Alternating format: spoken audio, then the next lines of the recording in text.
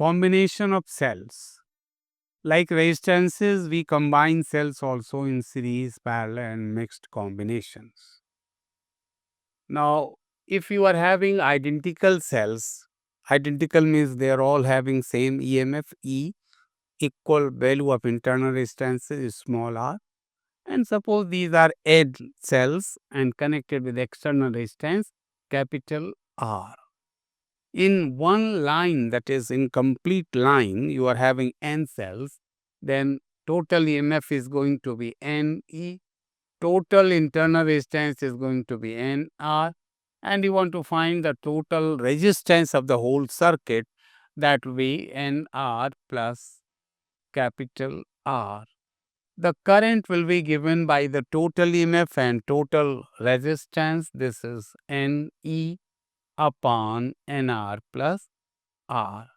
Here, if you consider one particular supposition that is small r is less, it is less. That means this will be avoided. This is very small.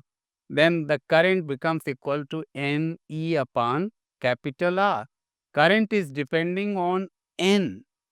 Current is proportional to N. That means you have one option of increasing the number of cells for increasing the current. You want greater amount of current, then this whole set is very favorable. Series combination you will prefer only when internal resistance is smaller and you need greater amount of current. Suppose the reverse condition means internal resistance is greater. In that case, this is greater. Capital R term would be avoided, and here you are going to get this independent of N, means N has no role. So by increasing the number of cells, you are going to get no effect. That's why we don't prefer this combination series one when internal resistance is greater. Now just suppose that, let's suppose that internal resistance is very greater, then obviously this condition is not going to help. What we'll do, we'll prefer parallel one.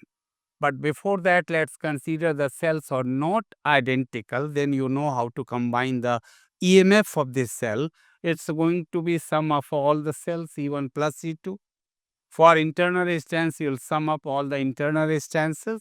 And for finding the total resistance, this is the way. But one important condition also, important situation you come across, suppose you are given 10 cells, all are identical, 10 cells, and out of those 2 are connected reverse order. Means you have by fault, you have just connected them in reverse order. So those 2 cells that you have connected in reverse order are going to nullify 2 another cells. Overall, from 10 cells, you have just removed 4 cells, and effective would be only 6. That means if n cells are connected in reverse order, then 2n cells will have to be removed from the total number of cells. Suppose capital N cells are there and small n cells have been connected in reverse order, then in that case the total EMF is going to be this thing.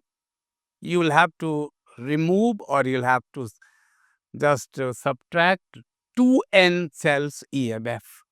Now, let's suppose parallel combination. In parallel combination, you are having suppose identical cells, then EMF will not be added. Internal resistance will become R by N. Current you are going to get as in the previous case.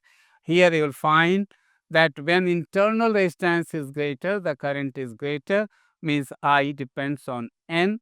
So, internal resistance is greater, parallel combination will be preferable, and this combination becomes important for getting greater amount of voltage.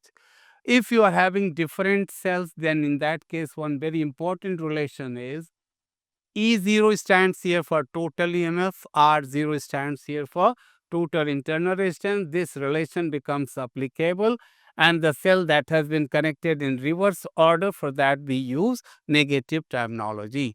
For 2 cells only, it is going to be E0 upon R0, E1 upon R1 plus E2 upon R2. For internal resistance, you can see R1 R2 upon R1 plus R2. This is the way to find the equivalent value of EMF.